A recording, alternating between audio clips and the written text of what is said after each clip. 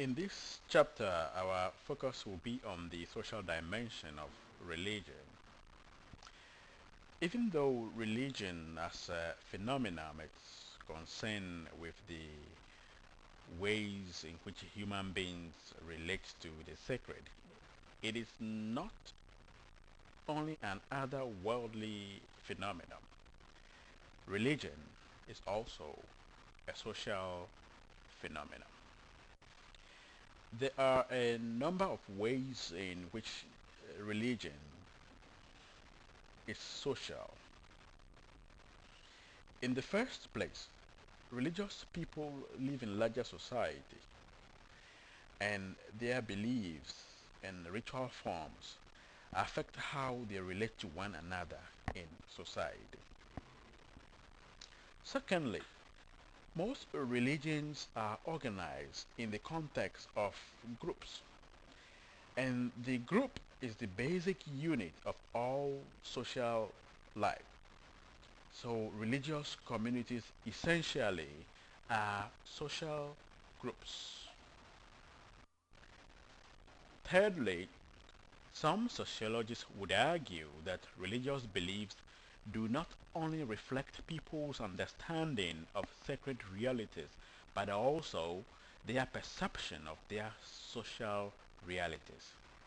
Religious beliefs, therefore, are sometimes considered to be projections of people's social realities.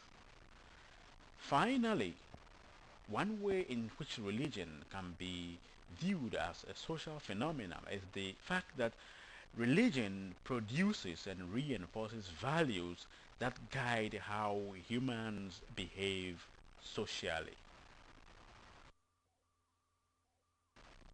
For the reasons identified above, some scholars would argue that religion is both a spiritual and a social experience, and that the relationship between religion and society is a reciprocal relationship in the sense that both dimensions of life reinforce each other. In what follows, we will consider the ideas of some sociologists that shed considerable light on the relationship between the religious and the social dimensions of life.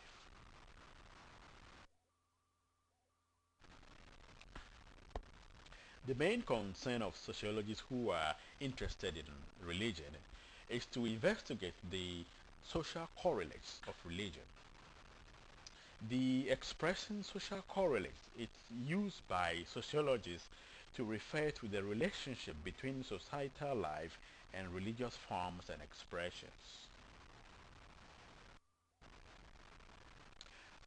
Two scholars who have explored the relationship between the social and the religious dimensions of life were Emil Durkheim and Guy Swanson, and both scholars argue that the sacred world or the religious world is simply a reflection of the social. Swanson's argument is that the way society is organized and how the members of a society interact provide models for how religious people behave, think, and organize their ritual practices. Swanson's point is that what we would consider to be the sacred, it's not intrinsically a spiritual reality, but simply an embodiment of societal values and societal ideas that are existing in a more supreme form. He would argue that people's religious beliefs, their attitudes, or other forms of religious expressions are mirror reflections of the values and the attitudes and the norms and the arrangements that prevail in society. And that in religion, what people are doing is simply projecting their social realities onto a plane that is considered to be transcendental. Emil Durkheim's argument regarding the relationship between society and religion can be considered somewhat to be an extension of Swanson's argument, for he argues that if Swanson maintains that the religious is simply a projection of social realities, then what is essentially happening in religion is the deification of society. In other words, religion involves society worshipping itself.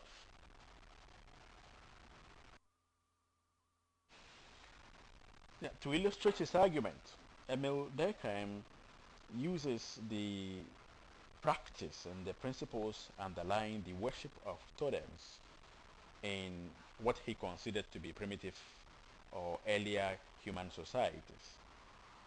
I'm sure most of you know what totems are, or at least have read about totems somewhere in a text.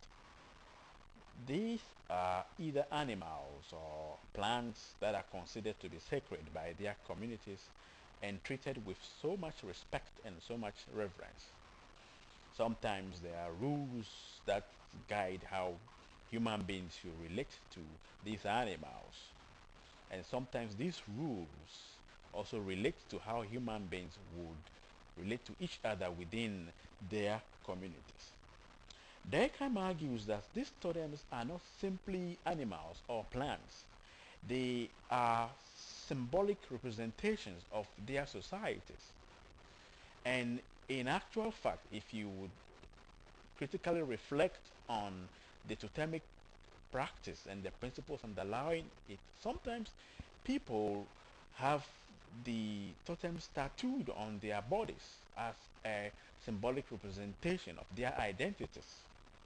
Durkheim therefore argues that since these totems represent their societies, by worshipping them, these people are simply worshipping their societies.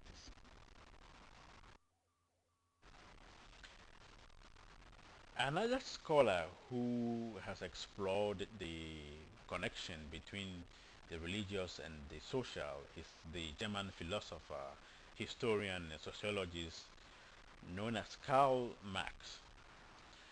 Karl Marx's focus is on religion as an ideological system, or religion as a producer of ideas. And what he does is to examine the functions that some of these ideas play for specific classes within society. He makes the argument that as an ideological system, religion serves the interests of the elite and the privileged in society.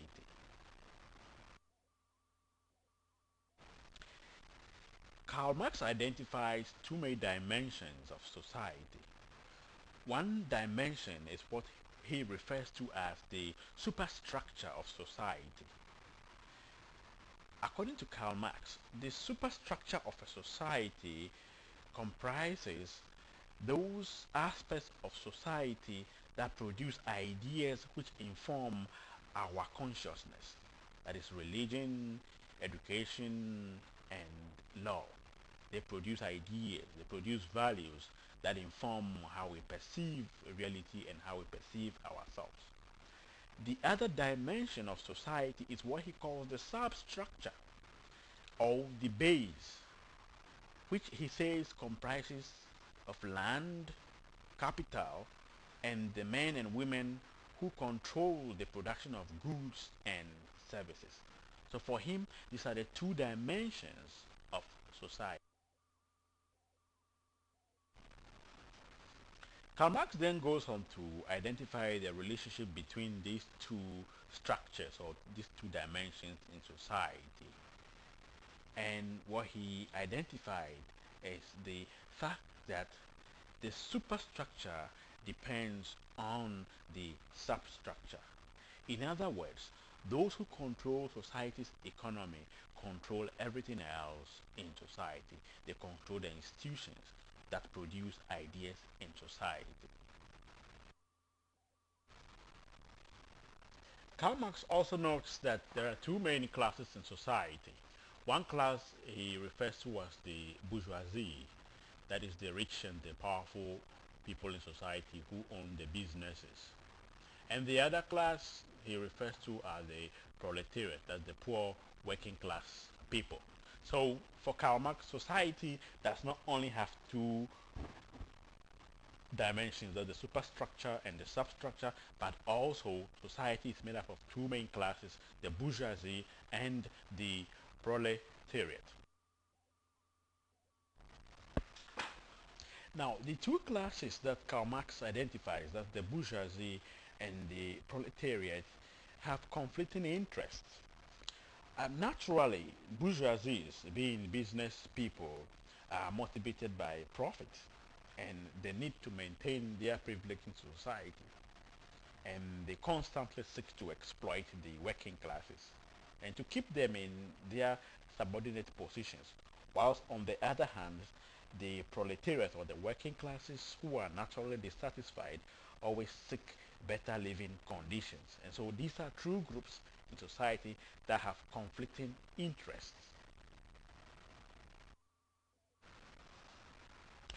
Karl Marx's argument then is that as a result of the influence of its ideas, religion becomes an effective tool in the service of the bourgeoisie to keep the proletariat in their positions and to maintain their own privileged positions.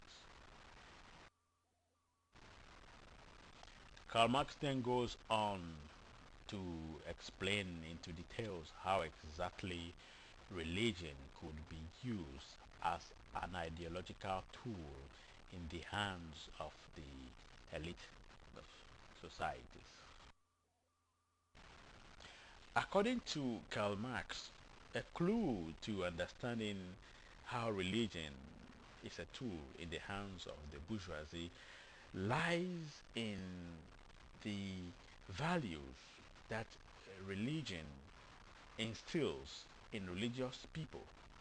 Values such as honesty, meekness, humility, hard work, faithfulness, being duty conscious are values that are inculcated in religious people as a result of the teachings of religious traditions, especially Christianity, which was the main focus of Karl Marx's argument. And Karl Marx's point is that these values are simply designed to produce workers, ideal workers for people who are in the bourgeoisie class. So if you are a bourgeoisie and your workers, as a result of their religious beliefs, are very honest people, they are meek, they are humble, they are hardworking, that serves your interest as a bourgeoisie. In this connection, religion is a tool that is working in the interest of the bourgeoisie. There are other ways in which, according to Karl Marx, religion serves the interests of the elite or the bourgeoisie classes. Under normal circumstances, one would expect that people who are exploited or people who are in subordinate position will constantly rise against those who suppress them. Karl Marx's argument is that one effect of religious teachings on people like these is it deflects their attention from their exploited situations. Religion comforts people. Religion tells people that their treasures are in heaven. Religion tells people that their lot is a result of how God created them. Religion encourages people to accept their situation. Religion even extols the virtues of poverty. In the Bible, it's written that blessed are the poor. Religion sometimes encourages the postponement of material gratification and promises rewards in the afterlife. So the poor he is told that his rewards are in heaven and he's going to die before he goes to heaven anyway. But the wealthy's rewards are in this world. And in this way, Karl Marx thinks that religion is still operating in the service of the bourgeoisie because it is deflecting the attention of the exploited classes from the realities of their social situations. In his evaluation of the sociological role of religion, Karl Marx's view is not a very flattering one, especially as far as religion is concerned. He thinks that religion is simply a tool of exploitation. Religious beliefs work in the interest of a particular class of people and stifle the initiative of other classes, especially the subordinate classes. Religion is the force that prevents those who are suppressed from rebelling against their oppressors in society. And that sums up Karl Marx's views on the sociological dimensions of religion. For him, religion is a tool of exploitation, class exploitation in society. One other scholar whose ideas contribute to our understanding of the social dimensions of religion is the scholar known as Max Weber. Max Weber was a German sociologist and he developed some of his ideas as a critique of Karl Marx's notion that religion is nothing more than an ideological force that stifles the initiative of the oppressed. Max Weber argues that religion, through the ideas that it produces, are a force that triggers social change and brings about progress in society.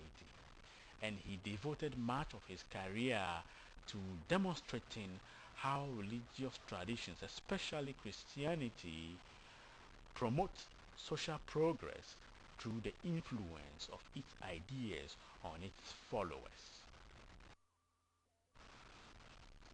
To demonstrate his argument that religion is a force that triggers social progress, Max Weber wrote The Protestant Ethic and the Spirit of Capitalism, in which he showed how the teachings of Protestantism, especially the Calvinist strand of Protestantism, contributed to the rise of capitalism in Europe. Max Weber's main argument or his main thesis in this work is that the core teachings of the Calvinist strand of Protestantism contributed to a lifestyle that inspired the men who were behind the Industrial Revolution. For this reason, religion, for him, does not stifle progress, but rather religious ideas inform people whose actions lead to progress in society, especially as far as the Industrial Revolution was concerned. So far, our attention has been on the ideas of Guy Swanson, Emil Durkheim, Karl Marx, and Max Weber in relation to the relationship between religion and society.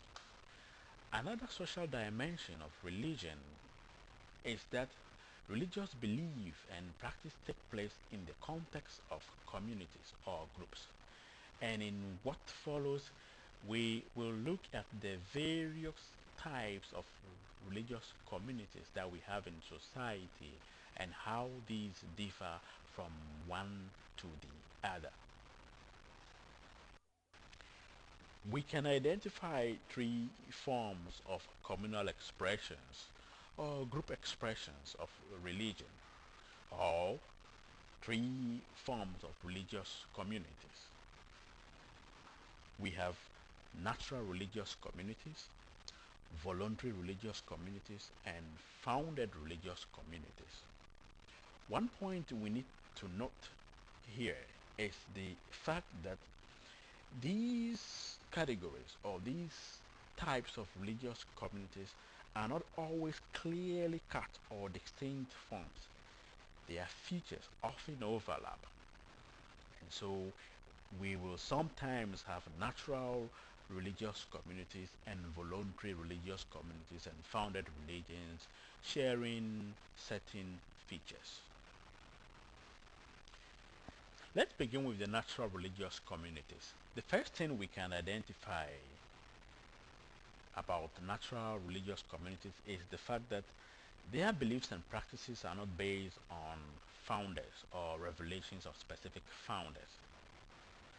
You cannot point to an individual who is regarded to be the founder of a natural religion. Their ideas or their beliefs derive from members' reflection on nature and on human experiences. And these beliefs are passed on orally from one generation to the other. So the absence of founders is a distinguishing feature of natural religions. Another feature that is associated with natural religions is that there is no clear-cut distinction between what is considered to be secular and religious. Religion is interwoven into all aspects of life. So the various dimensions of life, such as politics, economics, medicine, are influenced by religious beliefs and practices. Also, individuals become members of such communities through birth and not through conversion. You don't become a member of a natural religion by personal choice. Once you are born into the community, you become a member of the religious tradition and you are socialized into its teachings and its values as you grow up within the community. Another feature that is associated with natural religions is that the members are often people who are connected by biological or blood ties, and they look up to the religion as a symbol of unity. It is the common adherence to the same beliefs and practices that unifies them. And religion is the main producer of the values and the beliefs that guide their social lives in such communities. One of the features that we earlier on identified with natural religions is that almost every member of a community is considered to be part of such a religion. However, sometimes there are smaller groups within such religious communities. These subgroups are groups of individuals who specialize in specific religious rituals or hold religious beliefs that are unique to them. A good example is the institution of secret societies that are found in many African traditional religious communities. These are societies whose members would have to go through specialized initiation processes to be accepted as members. A voluntary religious community is a religious community whose members join by personal choice and who are free to denounce the religion or to leave the religion whenever they wish to. Membership here is through conversion or initiation. The various traditions of Christianity are very good examples of voluntary religious traditions. Another important feature that is associated with voluntary religions is that unlike natural religions where membership is defined through blood ties or blood connections, in voluntary religions it is commitment to the same spiritual teachings or moral principles and ritual practices that is the unifying factor among members. Founded religious communities are those religious communities that owe their origins to individuals who founded them. And these are individuals whose experiences with the sacred becomes the basis of their teachings and practices. Such founders become the leaders of such groups. Most often, leaders of founded religious groups are charismatic personalities or are regarded as such by their followers. A charismatic personality is an individual religious figure who has certain qualities that set him or her apart from others. Most of the time, their followers consider those qualities as evidence of the person's special connection with the divine being or with divinity. When a charismatic founder of a founded religion dies without establishing a set of rules or patterns about how worship should be practiced or how new leaders should be elected, there is often chaos as factions within the group begin to vie for control of the group. To prevent this from happening, most charismatic personalities try to establish rules and regulations about how things should be done within their communities and how leaders should be elected before they die. This process is what is referred to by sociologists as routinizing charisma or the routinization of charisma. A good example is that of the evangelist Billy Graham, who, when he realized he was growing old, decided to make his son the leader of his community, thereby establishing a pattern of leadership. That's a very good example of the process referred to as the routinization of charisma. Like the situation of any other social group, conflict is a common feature of the dynamics of life within a voluntary religious group. There are a number of possible causes of conflict within religious groups. One could be tension that does exist between those who consider themselves as the faithful or who uphold the purity of the faith and those who they describe as backsliders. Sometimes a particular group of people may define others as people whose activities are not contributing to the purity of the faith. This might bring about some kind of tension within a religious group. Also, conflict could be a result of tension between a faction of true believers and the leadership. Most often, the faction is convinced that the leadership or the group is compromising the purity of the faith, or through its laxity or careless regard to doctrine, the group is not upholding the original teachings of the faith, and such disgruntled factions could call for a return to the true doctrines or disciplines or worship traditions of the group. So that could also be a cause of conflict within a group. Another cause of conflict within a group could be the differences in the interpretations of the teachings. People have different levels of understanding the same teachings, and these different ways in which people understand the same teachings could bring about conflict within a particular group. So all these possible causes could trigger conflicts within religious communities. There are a number of ways in which voluntary religious groups that are threatened with conflict try to resolve such conflicts. In the first place, the disgruntled faction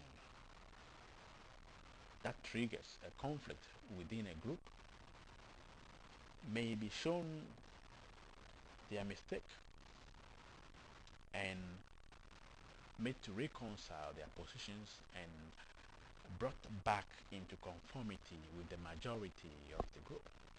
So that could be one way. Or the larger group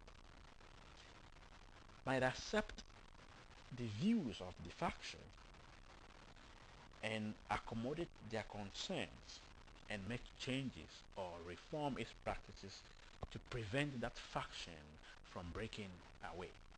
So that could be another way in which a group would deal with conflict. A third way might be for the religious group to create a space within it for the disgruntled faction to return to the practice of the faith in its original pure form. So these are just three ways in which religious groups try to deal with conflict among the members. As many of you may have already noted, all these attempts to resolve conflicts within a group introduce changes into a religious community. So conflict is crucial for change to take place within religious communities. It is responses to conflicts that account for religious groups' evolutionary processes. Most religious groups change as a result of the attempts of the members to deal with conflicts within their midst. Let's now focus on the question of typology. Sociologists of religion classify religious groups according to their distinguishing characteristics. And a religious typology is simply a classification of religious groups according to the distinguishing characteristics. According to the religious typology of sociologists, there are four main types of voluntary religious communities. These are the church type, the sect type, the denomination type, and the cult type. The earliest attempt to classify religious groups was by Max Weber and Ernest Troeltsch, his student. Max Weber and his student first identified two types of religious groups, the church type and the sect type. Other sociologists build on the ideas of these two scholars to identify the other types of religious communities that we have just mentioned. A sect essentially is a protest group, a group that has broken away from and often rejected an established religion or a church. And also, sects have a tendency to reject society. The reason why sects often protect against established religion is their belief that the established religion may have compromised the purity of the faith. And so they normally break away and create their own community where they believe that through their practices they would return to what was the pure faith, or the faith in its most authentic form. Sects also protests against society because they view society, especially modern society, as worldly, materialistic, and very corrupting. However, sects have other distinguishing characteristics. For one thing, they view themselves as the collection of the true followers or the true believers. And most of the time, sects claim that only they have a monopoly over the truth or the true teachings of a religion. Another element of sects is the demand that they place on the time of their followers. They expect their members to be totally committed to their religious practices.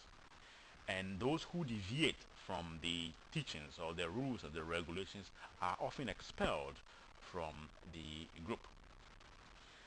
Most sects are also not deeply involved in wider society. Sometimes their behaviors might even be seen as deviant. Other characteristics of sects include the forms in which they express their faith. They are mostly spontaneous in the expression of their religion. The worship patterns in sects are not as formal and as organized as you might find in a church. Normally, membership is small in a sect. Also, sects do not have very rigid organizational structures. When you look at the pattern of organization in churches, you normally identify a hierarchy of individuals, each with specific roles to perform. This is often not the situation with sects. The leaders are often not very well trained people, and most of the time, roles are not clearly defined and distributed among the members of the sect. Membership of sects also tends to be very exclusive and selective. If an individual is not a member of a sect, he or she might not be permitted to be present at a gathering. Brian Wilson, a sociologist of religion, argues that sects can be further distinguished on the basis of how they respond or their attitudes to the world. And using that criteria, he identifies four main kinds of sects: the conversionist sect, the revolutionist sect, the Gnostic or manipulationist sect, and the utopian sects. The conversionist sects view the world as evil and corrupt, and they call for a radically new approach to salvation. For them, salvation is to be achieved in the present, here and now. And salvation is personal. So they emphasize the salvation of the individual, and it is achieved through highly emotional spiritual experiences. The born again phenomenon that we find in modern Christianity is a very good example of the conversionist sect. Most of these groups do not show any interest in reforming entire societies. They emphasize the salvation of individual souls. And that is why these Christian groups would often argue that unless you, as an individual, are born again and accept Jesus Christ as your personal Savior, there's no way in which you can be saved. The revolutionist sect, like the conversionist sects, also agree that the world is a corrupt place, and they argue that salvation is imminent. Salvation would come soon. But then their emphasis is on the different ways in which salvation will be brought about. And what they argue is that salvation will be brought about only through the destruction of the present natural and social order through divine action. For example, the Jehovah's Witness would talk about Armageddon, which is a time in which the present order, both social and natural, will be destroyed for a new era to begin. Then we have what is referred to as the Gnostic or the manipulationist sects. These are groups that seek worldly goals.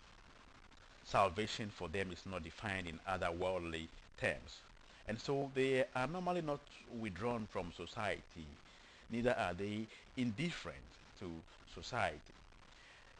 They believe, however, that to achieve these worldly goals, such as happiness, health, success, wealth, status, or long life, would require spiritual means or techniques.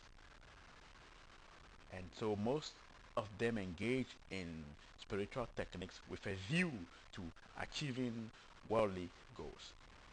Most of them do not fellowship in groups.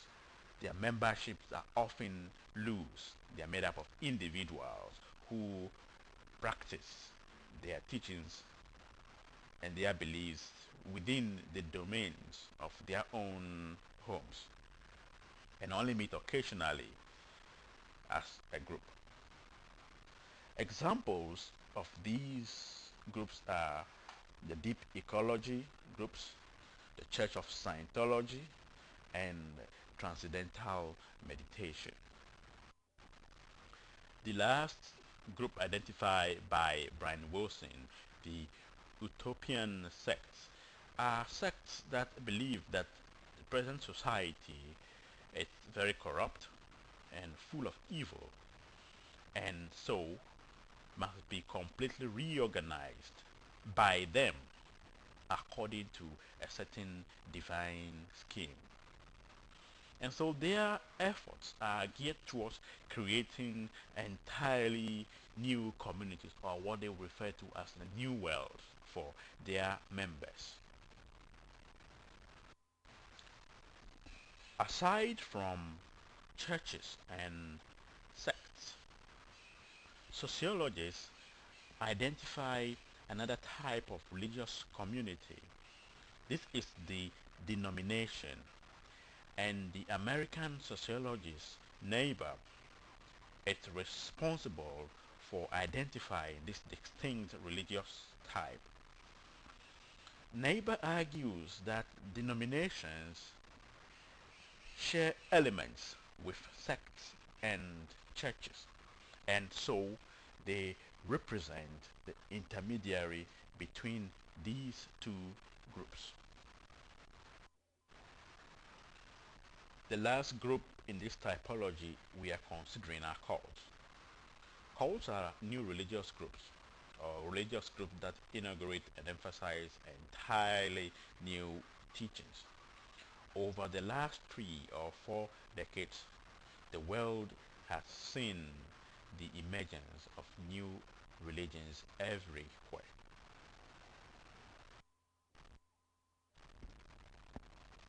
These new religions are diverse.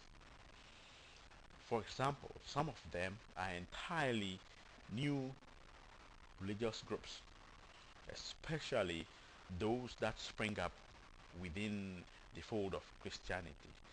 The fundamentalist Christian movements are entirely new religious traditions. Others are groups with roots in ancient tradition, mostly ancient Asian or Hindu traditions. Examples are the Krishna consciousness group that traces its origin to the worship of Vishnu in Hinduism, the Divine Light Mission, that is also Hindu in orientation, and the Unification Church, that is Korean in orientation. Then we have those groups with an eclectic mix of different religious and socio-cultural practices such as witchcraft and magic, Eastern mystical or esoteric practices, American pop culture, or astrology. Groups mix up elements from all these categories. What features distinguish new religious movements or cults from other kinds of religious groups in the typology? One thing sociologists have noted about new religious movements is the fact that they resemble sects in many respects. However, they also have certain elements that distinguish them from other kinds of religious groups. Let us now go on to examine some of the features that distinguish cults from other kinds of religious groups. One of these elements is the fact that cults make a conscious effort to emphasize their novelty by employing new terminology and symbols to replace old and familiar terms. So, for example, in the Rastafarian movement, which is a new religious movement, God becomes Jah. In some Hindu religious movements, which are new, God is Om. In some Christian movements, the name I am is given to God, or Ebenezer, are all terms that are applied to God. These are new terms that reinforce the novelty of, or the sense of novelty that is associated with the groups. Another goal of introducing these new terms is to make their teachings and symbols unfamiliar to the uninitiated. So you walk into a new religious group and you are not a member and everybody is talking about Jah. It might take you some time to recognize that Jah is just the name that these groups have for God.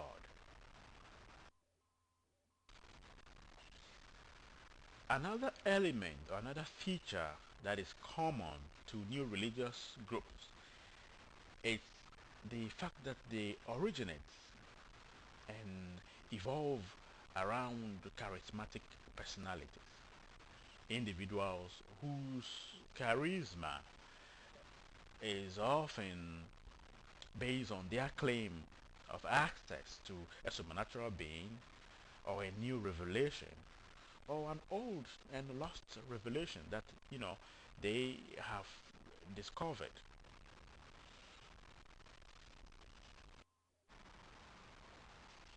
Cults also have a strong individual emphasis in that their focus mostly is on the salvation of the individual soul, not social change or reform.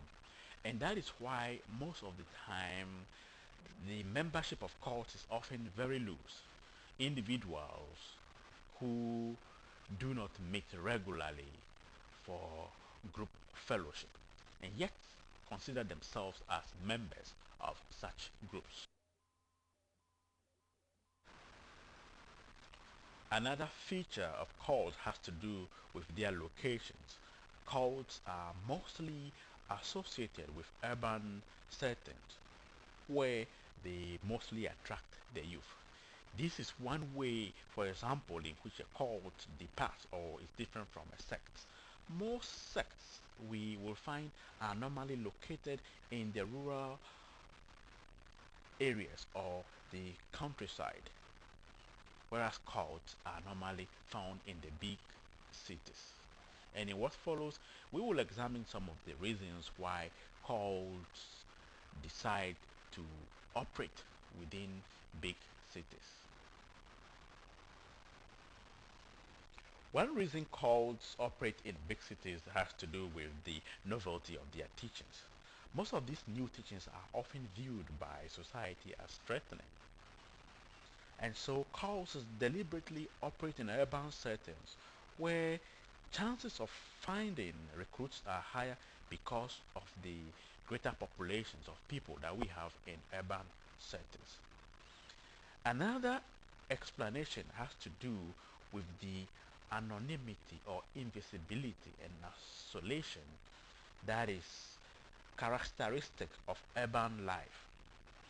Such anonymity or isolation in urban life makes it more likely for individuals to seek some kind of group within which they can establish an identity. Also, urban cultures tend to be more receptive to new ideas, and these are suitable for cults to operate in because most of the time their teachings are new. Earlier on in the lecture on cult, we identified the fact that there would seem to have been a rise in the activities of cults globally over the past 3 or 4 decades. Let us now focus our attention on the USA and identify some of the factors that are behind the rise in cults over the past 3 decades.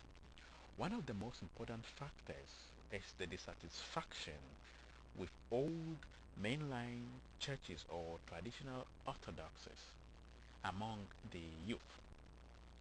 Most of these younger members of society were born into these churches, but over the years became dissatisfied and presently are seeking alternative religions to meet their religious needs. Another factor has to do with the growing individualism of modern life. People are becoming more individualistic. People are no longer under the control of their parents, and this is translating into a freedom of choice in all matters, including the choice of where to worship. In other words, the youth are freer to choose their own religion now than they used to in some years past. Another factor responsible for the rise in cult activities in the USA is the pluralistic religious ethos of the contemporary times. Globalization, sponsored by improvements in communication technology, is leading to a rampant inflow of diverse new religious ideas, practices, and personalities. And presently, people have many more alternatives to choose from than they had in the past in terms of religious matters. An important factor accounting for the cult explosion in the USA is the growing secularization of modern times. There is a feeling among some youth that the modern world is becoming less and less religious, too materialistic and corrupt. And this has created the need for some of them to seek some form of spiritual transformation and transcendent meaning from these cults that are emerging every day.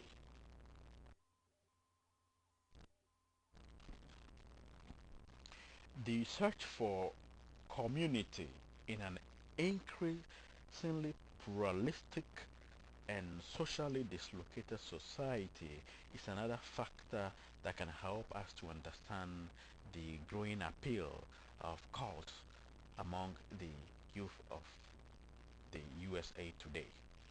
Individuals are lonely. Some feel they are losing control or their lives lack order, especially in the modern urban context. And these cults offer these youthful members of society therapies They emphasize the importance of the need to take responsibility for one's own thoughts and actions, and most of the time they offer them acceptance and love. So they are becoming more or less surrogate families for these younger members of society, especially in the urban context. All these sociological factors and many others help us to understand the growing appeal of cults among the youth of the USA today. Contemporary sociologists are not happy about the usage of the word cult to describe new religious groups. Their argument is that the word cult is a negative and stigmatizing label that is intended to discredit new religious movements. And society finds the need to discredit these new religious movements because they often threaten society with their new teachings and the demands that they place on their members' times. Rather than describe these religions as cults, these sociologists are arguing that we should simply refer to them as new religious movements because cults are simply beginnings of new religions, and all religions in the world began as cults. The more appropriate way of referring to these new religions, therefore, according to sociologists, should be NRMs or new religious movements. Religion is not a static phenomenon like any other social process. The nature of religion and the form of its expression changes from time to time. There would seem to be a distinct form of religious expression emerging in contemporary times, and the terms New Age religion has been applied to these modern forms in which religious expressions are now manifested. One characteristic of this New Age religion is the emphasis that is placed on self-discovery through the following of a variety of alternative paths. What this group de-emphasize is communal participation. So members of New Age religious groups are just individuals who, in their isolated spaces, engage in spiritual exercises that are aimed at helping them to discover themselves. Examples of New Age religions include the following: the wisdom of ancient Egypt movement, Indian yoga meditative groups, Zen Buddhism, which has grown in popularity in the last few years, astrology. Another feature that is common among these new agents is the importance that they attach to the person or the individual's physical or spiritual healing and transformation. Most of them don't engage in fellowship, where they establish interpersonal relationships.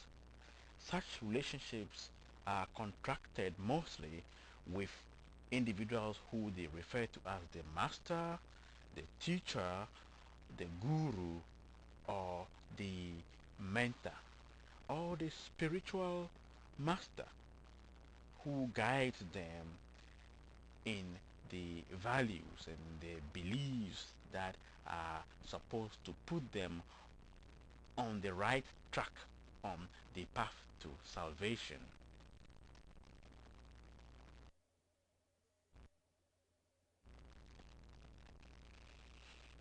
The goal of establishing relationships with a spiritual master or a guru or a mentor often is to develop the individual's inner divinity or a higher consciousness of self.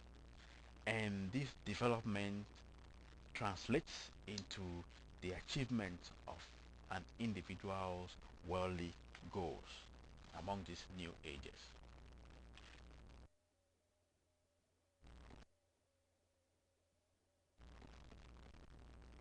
Another common feature of the new ages is their belief in what is commonly referred to as vibrations.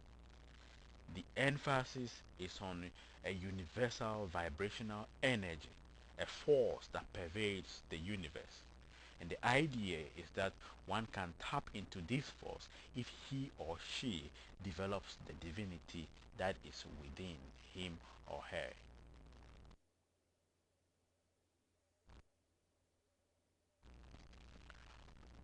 Some of these new age groups are also founded on scientific notions. The members often look to the work of scientists whose ideas resonate with their teachings, and they use these scientific ideas to support their claims.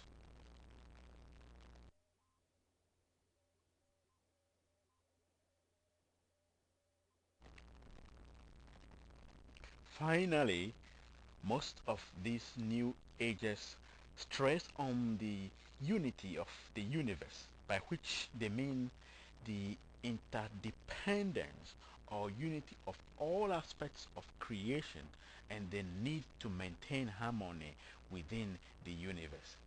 And this stress is often what leads to the importance that they attach to vegetarianism, environmental protection, peace, and unity among all religious traditions.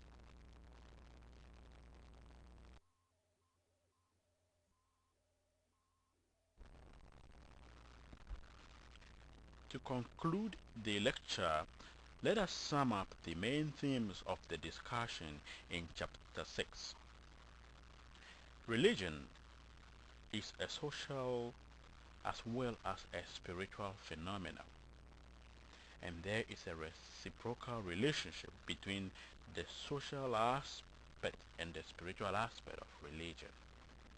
Sociologists like Guy Swanson, Emil Durkheim, Karl Marx, and Max Weber have explored the various dimensions of the sociology of religion.